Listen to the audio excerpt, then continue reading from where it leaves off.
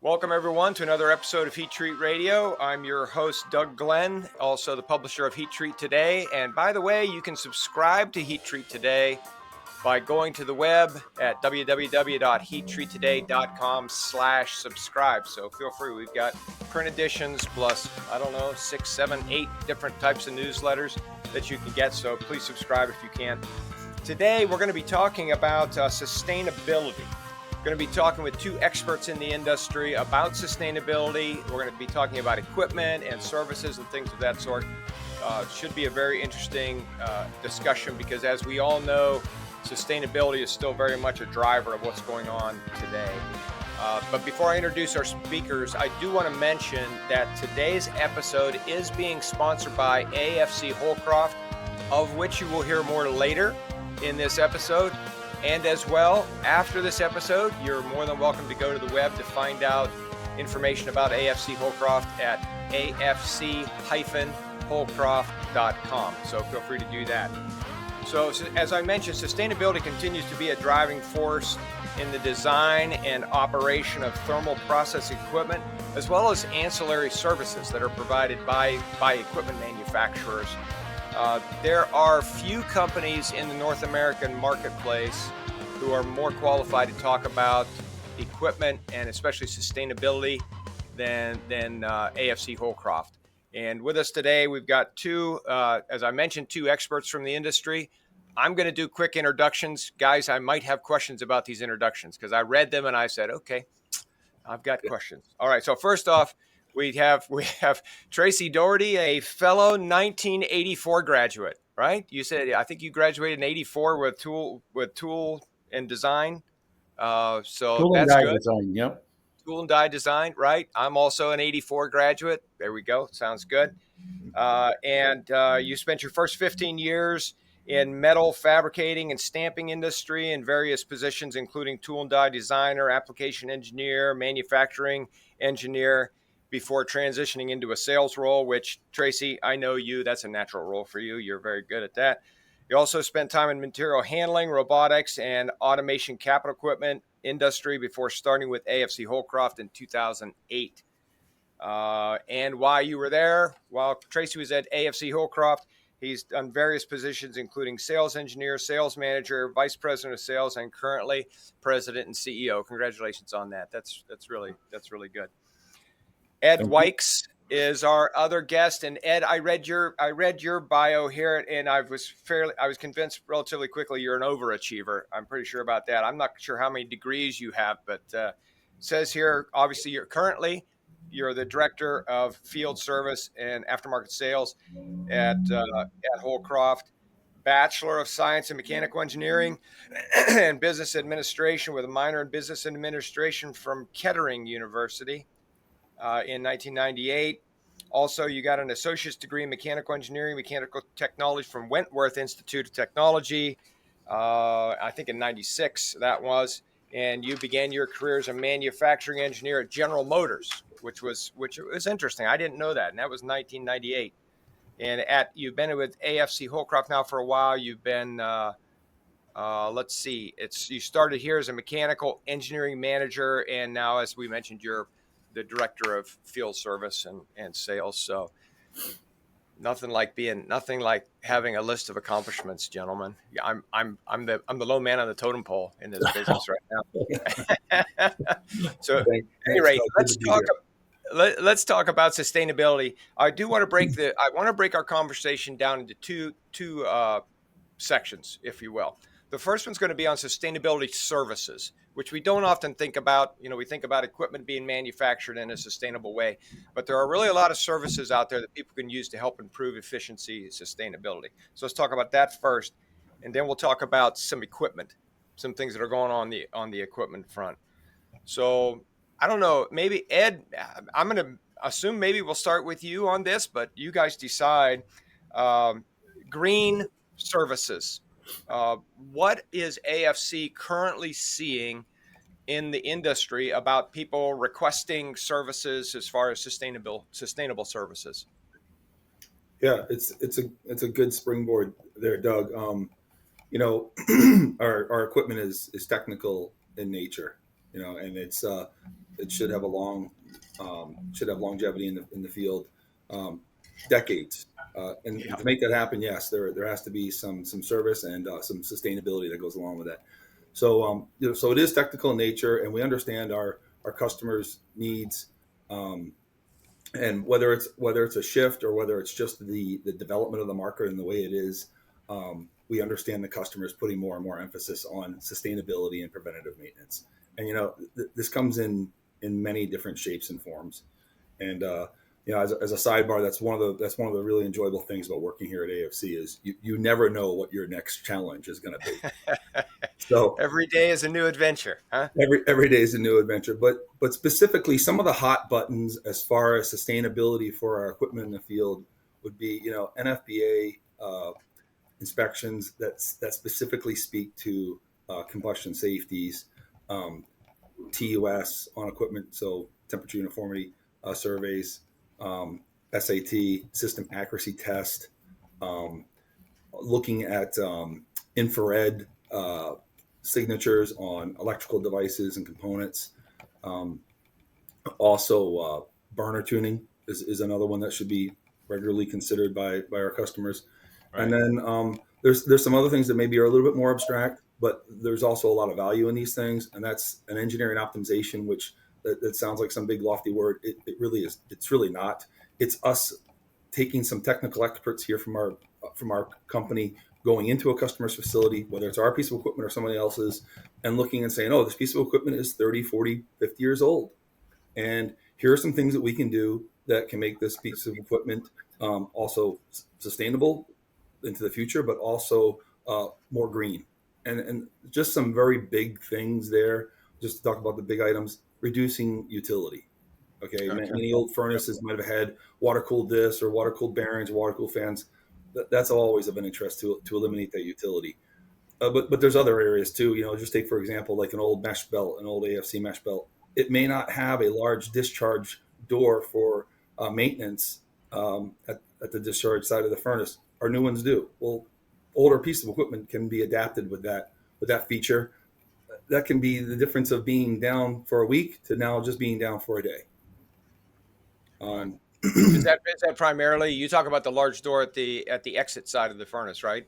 Is that for changing of the belt or for what? It's for a number of things: shoot maintenance, clearing out parts. Of course, yes. When we get Oh yeah. into any sort of belt work, you know, so I mean, there's just a number of things that can go on there, and having a large door there for maintenance to access Yeah. certainly makes it easier for them, Yeah. more efficient, quicker, less downtime, and that's what all of this bundles itself under, right? That's the umbrella that all this falls under, which is less downtime, increased productivity, increase productivity, reduce cost. Yeah.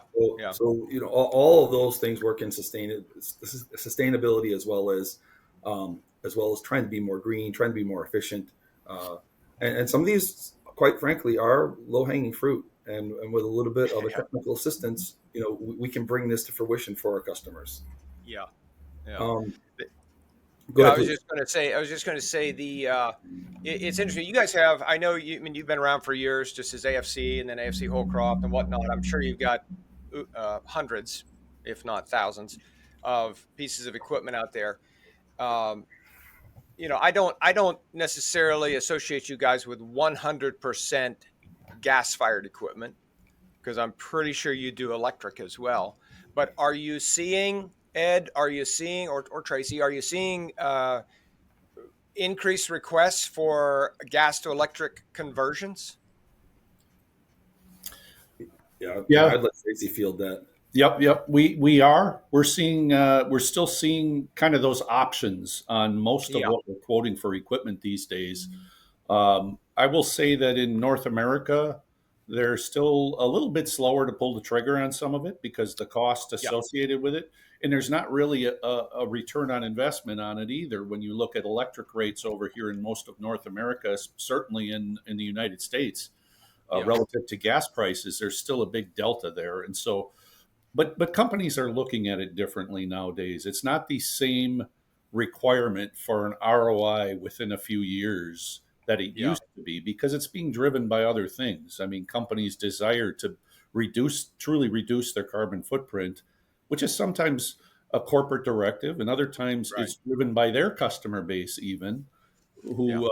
So we're seeing more and more of it. So it's something that we've for us, whether it's the sustainability side Yeah. of things. Easy for us to say, huh? Yeah, Yeah. I right, know. right, exactly.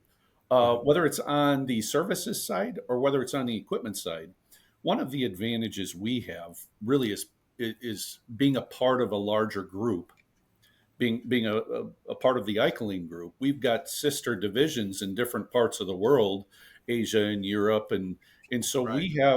uh, we have collaboration meetings oftentimes with them, and because Europe in a lot of these ways is really kind of ahead of where the United States has been, we gain that advantage from the group in some of what they've done over there and they've had success with over there. And so whether it be on the services side or whether it be on the equipment side. So it's really kind of a nice position for us at AFC Holcroft to be in.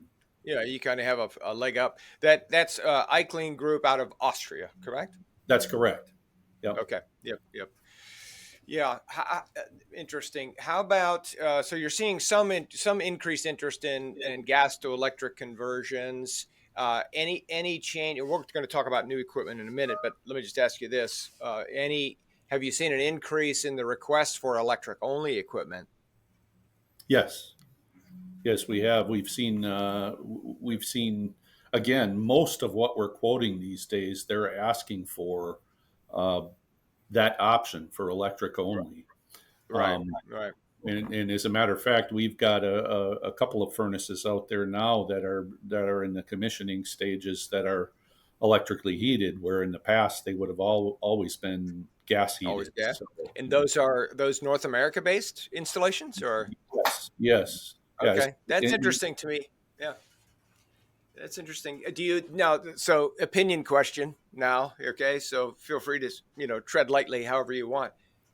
Do you think the Trump effect will make any change in that with the with the kind of the refocus back to drill baby drill? Yeah, well, it is interesting. I mean, Yeah, I think it's certainly going to have an impact.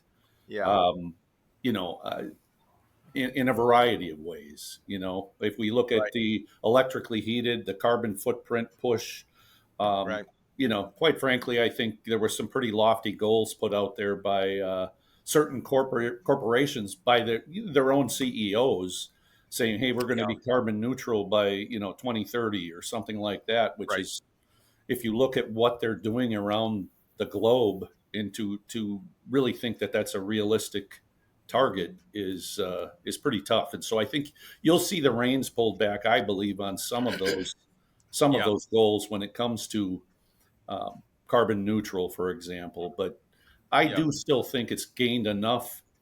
It's yeah. gained enough, I guess, Good focus. momentum. Yeah, Exactly. There's enough momentum of it, so that I think there's still going to be companies and corporations and that are going yeah, to drive, and which is a good thing, right? I mean, it yeah, forces us yeah, as an yeah, industry to constantly improve on what we're offering today versus just kind of sitting back and thinking, hey, everybody's fine with gas-fired equipment. So it yeah, really forces us all within the industry to continue to push ourselves to what's the next best thing for efficiencies and yeah. sustainability. Yeah, right. And I think the rate at which they were wanting to convert from gas to electric, they meaning society, right? Maybe governments more specifically, I think was pretty aggressive. Reality is a harsh teacher. I mean, you gotta do things at a pace people are willing and able to do it, and it makes it economically viable. So yeah, I think that it very well may have some sort of an effect on that front. uh, how about, are you guys doing anything on the service side, let's say, with hydrogen combustion? Are you prepping for it? Have you had people asking about it? The short answer is no. We have not had any hydrogen conversations with any of our customers. Yeah, yeah.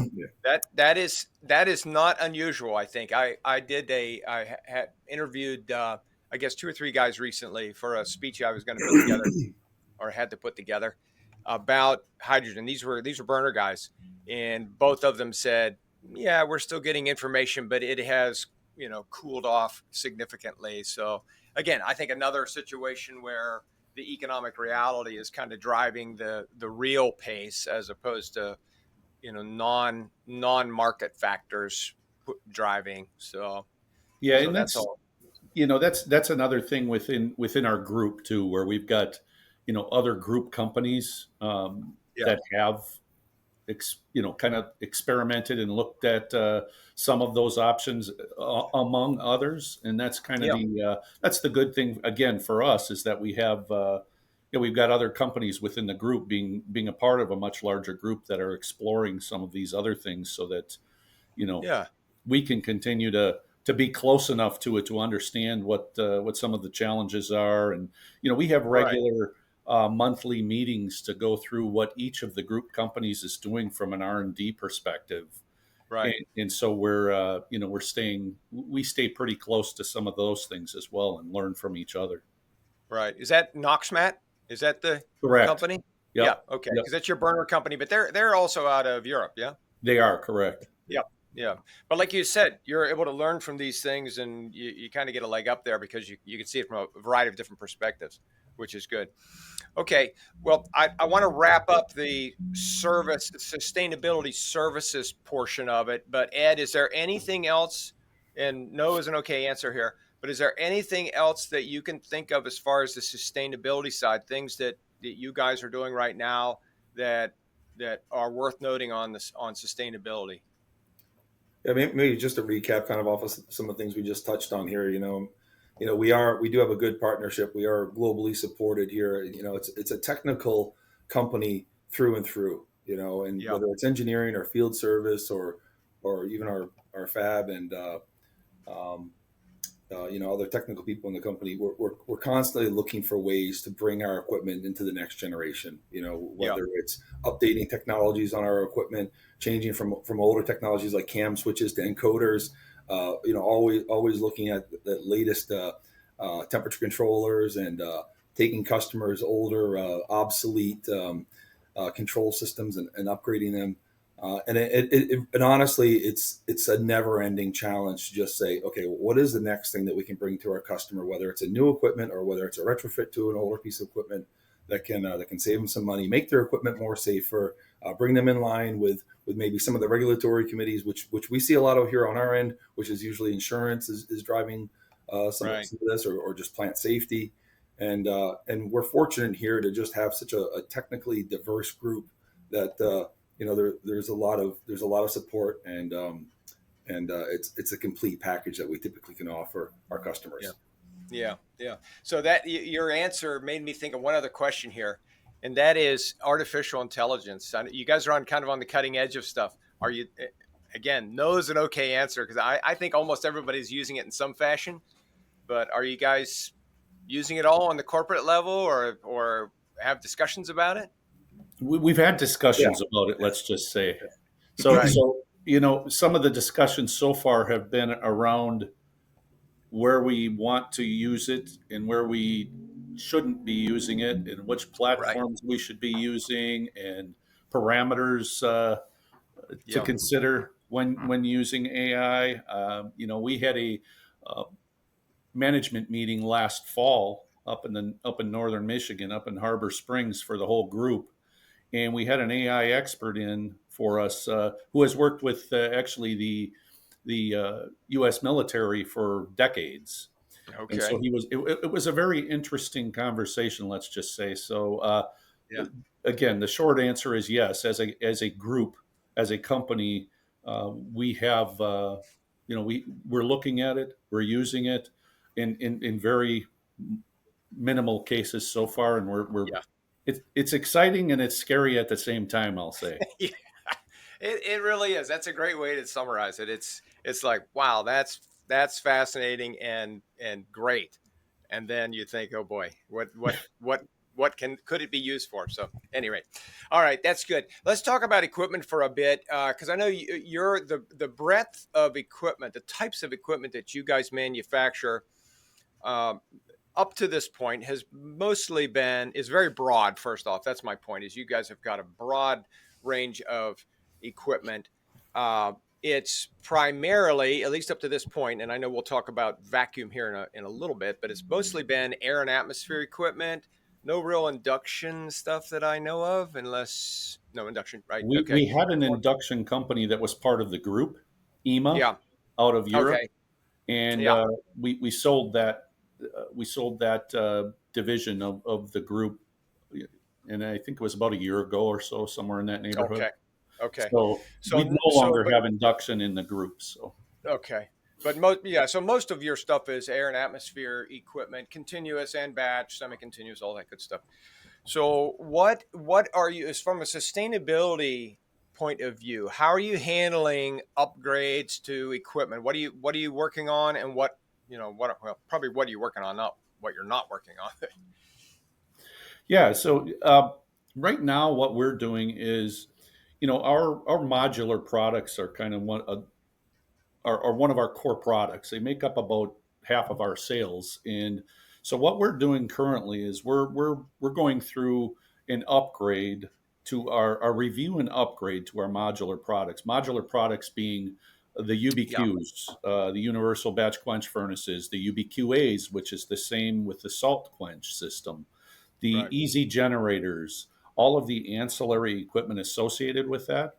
So our engineering team currently is undergoing an upgrade to those furnaces to make sure that we're going through all of the design, because it's a solid design. It's been out there for a long time. We do quite well with it. It's a very high performing piece of equipment, but we also know that our designs we're always looking at ways to make them more efficient, to make them more robust, to make them better. And so we're undergoing that currently within our engineering team. We've got a group and a team that we've assembled here to look at that and say, okay, where can we continually improve those products? And so, that's one of the areas. And then we're doing the same thing with some of our continuous furnaces. Our mesh belt furnaces, for example, are currently undergoing an upgrade mainly for sustainability. How can we save atmosphere? How can we make them more energy efficient? How can we eliminate downtime through part mixing and some of these other things? And so that's also in our engineering team right now, where we're undergoing upgrades to the standard design for those things. Yeah. Again, getting back to the group, within the group, we've also got things that we're doing here at AFC Holdcroft, as well as some of the group companies.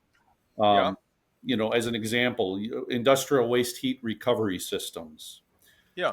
We're looking at ways to capture the waste heat from high heat furnaces and use that heat for a variety of things, whether it's in northern climates and winter months, heating the facility, whether it's heating the wash water on a washer that you're using, a variety of things. And while we're doing that here at AFC Holdcroft, the group company is also looking at prototypes and other things for the industrial waste heat recovery systems. So that's another area where we're always looking at ways to improve the equipment and the energy efficiency of the equipment. Right. How about anything on? Well, I'll tell you what. Before we do that, let's just take a quick commercial break. I do want to hear a little bit more from our sponsor. So let's take a quick commercial break, and we'll come right back. There's a couple other questions I want to ask you, Tracy, about the equipment. AFC Holdcroft is a North American supplier of thermal process equipment and has one of the most diverse product lines in the heat treat equipment industry. They are fully equipped to design, manufacture, ship, install, and service all types of custom and standard heat treat systems all over the world. A privately held company headquartered in Wixom, Michigan, USA, AFC Holdcroft's state-of-the-art facility is not only their engineering hub for global business, but also has a large manufacturing facility, custom built for the construction of heat treatment equipment. In 2016, AFC Holcroft was purchased by the Austrian-based Eichling Group, which strengthened the group's overall market position to be the largest provider of atmosphere furnaces worldwide.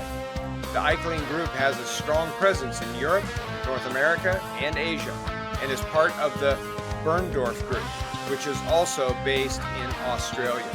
The Berndorf Group has over 1,100 employees and operates in 32 countries worldwide. For more information about AFC Holcroft, please visit their website at www.afc-holcroft, Holcroft, afc-holcroft.com. Okay, let's jump back in. So how about, Tracy, we're talking about equipment here, right? We're talking about the improvements that are currently being made by your company, by AFC Holcroft, on to make the equipment more sustainable, right? Looking at current equipment and how to make them more sustainable.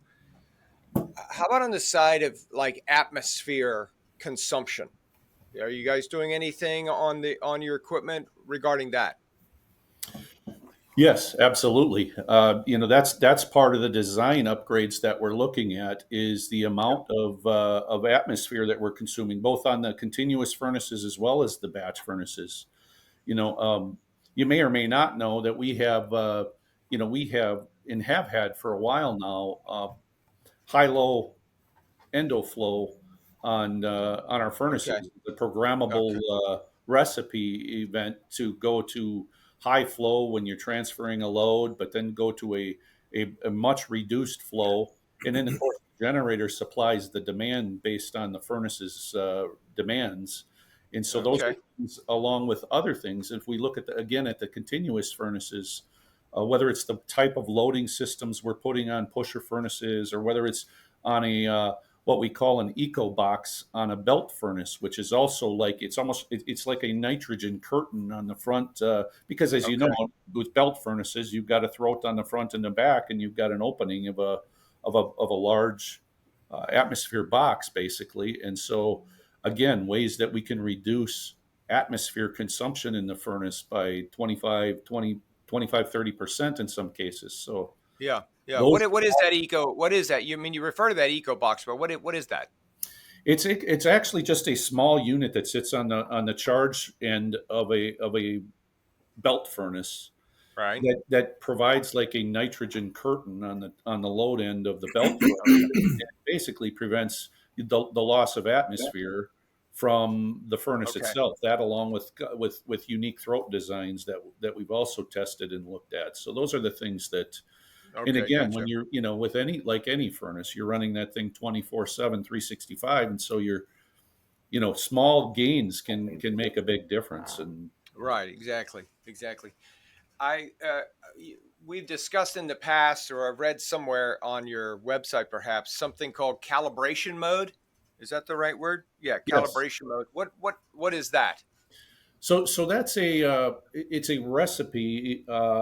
It's a separate screen within our batch master system on our batch furnaces where, when you put a new furnace, anybody that installs a new furnace, you've got all your presets on that furnace. So when we come in and we set it up and you start running, everything is set to to proper operating parameters. Everything from Right. the amount of time it takes the door to open and close, to the elevator up and down, to the atmosphere, to the heat up rates, and all of those things. And so, what calibration mode is, we recently got a patent on this, but what it is it's a test cycle basically for heat treaters to say, okay, so we're starting to see some variation, let's say, in the hardness Okay. levels of the parts they're getting, or they're having some challenges. You can run calibration mode through the furnace, basically. Just put a load in there, and a dummy load or a scrap load, or you can run it without a load too, for that matter, but it's best with simulated load. But you run it through that particular recipe, and it'll give you red, green acceptable levels on every preset parameter of that furnace, and be able to tell you, okay, Huh. your door has drifted, so maybe you need to rebuild the the seals on the cylinders, or it Okay. allows you to basically, for a heat treater, to pinpoint reasons or areas where things have drifted from when that was a new furnace and a new install. Yeah. Huh. Well, that's interesting. I've got other questions on that, but it's not you're not. It's a batch furnace for a batch furnaces, right? You said. Correct. Right now, Okay. we use it on our batch equipment to basically give, and it's really a great selling tool for commercial heat treaters as well, because Yeah.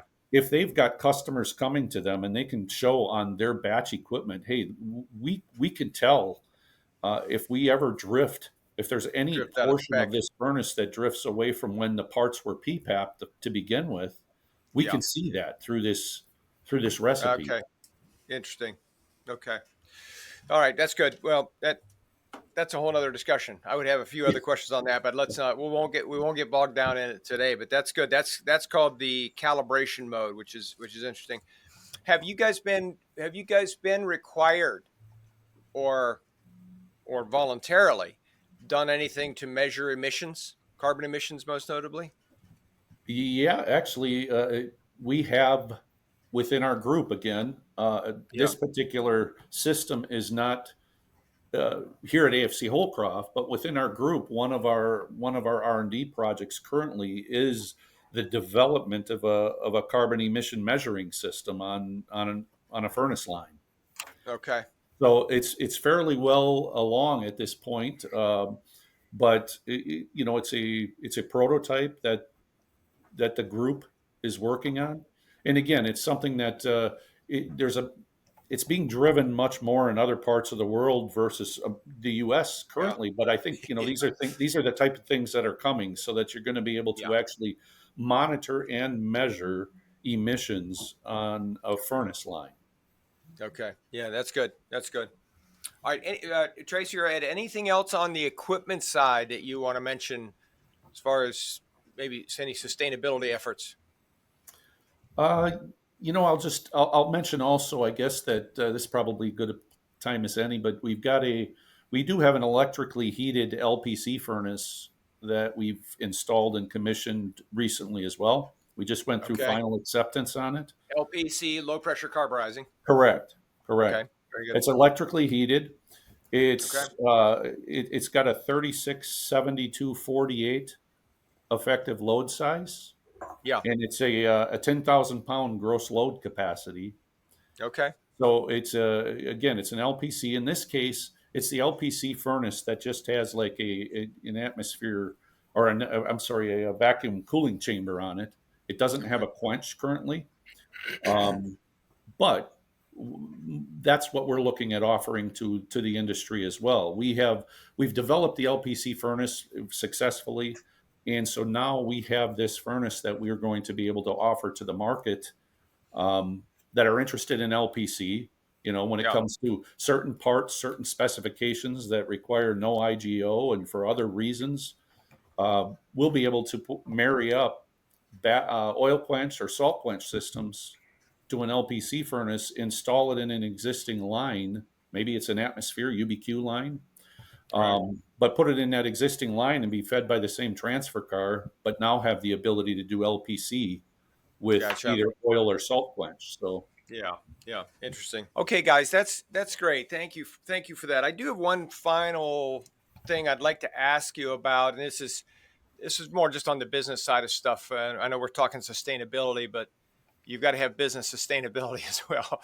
You guys have had some interesting. I was looking. You've got some interesting partnerships around the globe that I wanted to just ask you very briefly about. We don't need to go into a lot of depth here, but the one that was most interesting to me was your iClean ST vacuum uh, move that you've made recently. Can one of you mention about that? What that is? sure, yeah, it's a joint venture with System Technique, which is a Turkish-based company, and Yeah. Icoline, our parent company, Icoline in Austria. This joint venture is to offer single, dual chamber vacuum furnaces currently to the European market.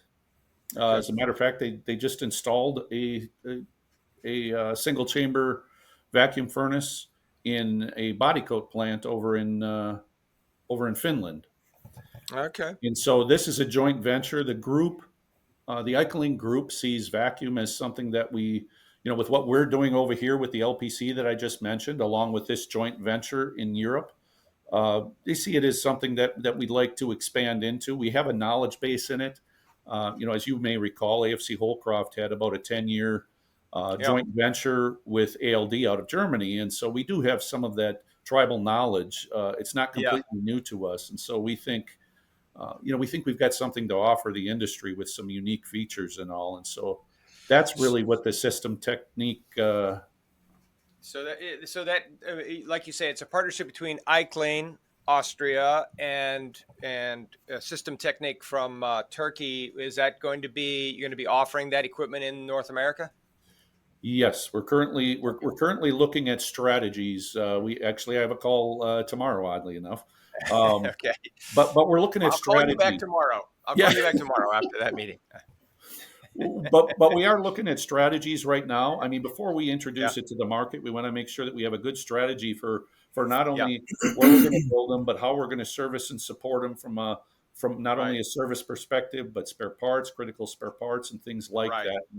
And so Right, we're right, going right. through that process now. But Yeah. that is our eventual plan.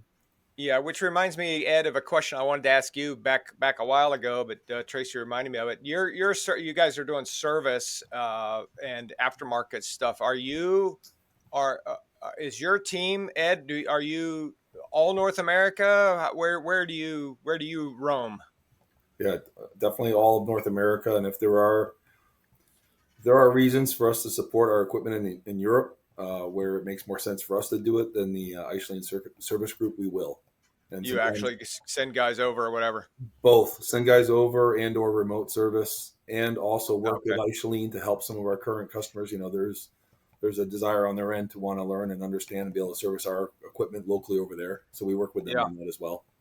Are you able to do a lot of remote work? Your service team? It's more and more prevalent as technology continues to advance that Yeah. there's a need for remote support. Yeah. Especially with a lot of the controls upgrades and these sort of things. Right. That's something that really lends itself to being done remotely if there are, a competent service team on site at the customer's facility. Yeah. And are most of your service guys the employees, or do you use subcontract people to do service? Or Yeah, by and large, they are AFC employees. yeah. I'm just curious. I'm curious how many people you have out in the field. Yeah, Service usually anywhere from 5 to 7 people. Yeah. Okay. That's good. That's a good crew. All right. So I little detraction back to what we were doing before. The other thing I wanted to ask you about as far as partnerships, Tracy, probably back to you on this one, was I understand that you guys are making some investments in the EV marketplace, electric vehicle marketplace, with a company in Japan and one in China. Can you tell us Correct. something about that? Yep. So we have another partnership with the Eicheling Group has a partnership with Kiln Partner, which is a Chinese company. Okay. Again, mostly for the European market, but if they were to run into a system that they need our assistance with, we have the ability to assist them as needed. So that's a partnership that's been a few years in the making now between Eicheling and Kiln Partner. And then we recently signed a 3-phase agreement with Tokai Konetsu out of Japan, Okay. TKK. And what that is phase 1 for us with Tokai is to basically be the North American assist them in sales efforts, but then also to be here for the service, support, commissioning, installation of their systems. We've actually got coming up here, they're running off a pusher type kiln for the battery powder market, the anode cathode battery powder market over in Japan. And we're sending a team over to go through some training with them to better understand their systems. And so for us, phase 1 is basically the ability to assist them for the North American market, because as we know, it's difficult for anybody to penetrate a market if you don't have local service and support. So, Right, right, exactly. And then how about the last one I wanted to ask you about was this one in Japan. And pardon I'm sure I'll butcher the name of the Sanken Sangyo correct. with Yep. with a rotary, was it multi-level rotary furnaces for solution aging and tempering? Yes. Yes. That we have. We've had that one in place for a couple of years now, I think, coming up Okay. on 2 years. And, the market is a little soft for that. It's specific to rotary, multi-level rotary solution and age systems, as you said. Okay. T5, T6, aging systems. Yep. They're used a lot in the manufacturing of aluminum wheels, blocks, heads. With the heavy EV push, of course, there's a good amount of capacity Yeah. built up out there for those things, and so opportunities there right now are a little bit soft, but what we're also doing is we're looking at that particular furnace design for other ferrous applications, tempering applications in ferrous, Yep. because they take up a much smaller footprint because you're going up versus Yeah. Right. sometimes these very long belt or chain conveyor tempering type systems that can take up a lot of floor space. So, and they're a very efficient way to go about it. So we've got one that we're looking at now, which is a tempering ferrous application that we think will fit that very nicely. But that's Okay. another partnership that again set up very similarly because they, being a Japanese company, have a difficult time over here without having somebody that can. And there, it's a little different. That's not a phased approach. We're going to build the systems over here. Right out of the chute. We'll build them over here, we'll install them, we'll service them, and then they will support us from an engineering and reference perspective as we get into them. Yeah. Yeah. Okay, good. No, that's good. Well, guys, thanks. I appreciate it. We talked a little bit about sustainability services, a good bit about sustainable or sustainability equipment, if you will, as well. And then I just wanted to take a quick note on some of these partnerships that you had that it's kind of interesting when you're working with international companies, like you said, parent company in Austria. You've got partnerships in China, Japan. I know all over the globe. You get the perspective, especially on the sustainability side. It is a lot more. It's paid attention to more in Europe, especially, right? So you've kind of got a unique position there. So anyway, thanks very much for your time today, Tracy. Ed, appreciate it very much. Yeah, you're welcome. For sharing your expertise. I'm going to wrap up here for this episode. So Hey, if Doug, you want to, go ahead, Tracy. One more thing I wanted to mention on the partnership side of things. I would be remiss if I didn't mention our partnership with Matza down in Mexico. Gotcha. So I just want to make mention of that. That's kind of the other end of the spectrum. Matza, we're almost extensions of each other. We're actually going down there this fall in October to celebrate our 35-year anniversary of working together with the Matza team. So I wanted to just make sure that I made mention of that. It's good you don't forget them. That might not be good. Exactly. Oh, very good. Well, thank you, Tracy. I appreciate you saying that. So if anyone listening or watching wants to get a hold of either of these gentlemen, if you're watching, the contact information that they're willing to give out will be up on the screen. And if you're listening only, please feel free to contact me, which is Doug@heattreattoday.com, and I can put you in touch with either one of these gentlemen. Also, if you've got a topic that you would like to see us cover on Heat Treat Radio, I'd ask you to also email me and let me know. We're always interested in feedback from listeners on what type of content they would like to hear about. So you can, again, email me at Doug@heattreattoday.com. And we would like to thank once again, as we're wrapping up, our sponsor today, which is in fact AFC Holdcroft. Appreciate you guys sponsoring this episode very much. And if you, the listener, enjoy Heat Treat Radio, please give us a 5-star review wherever you listen, and hopefully we can Even though we're a very niche market here, we can at least expand the people that are interested in listening. So, as to close up, this and every other episode of Heat Treat Radio is the sole property of Heat Treat Today and may not be reproduced in part or in whole without advance written permission from Heat Treat Today. You can find more about Heat Treat Today and subscribe to one or more of our products, which include a monthly print magazine as well as 7 e-newsletters and a website by going to heattreattoday.com/subscribe. You can find more Heat Treat Radio simply by Googling Heat Treat Radio, and we should be the very first thing that pops up, or you can go to our website, heattreattoday.com/radio, and that will also get you there. And with that, I thank you very much for listening. Appreciate your time today, and we'll be back with another episode, Lord willing. So I'm your host, Doug Glenn.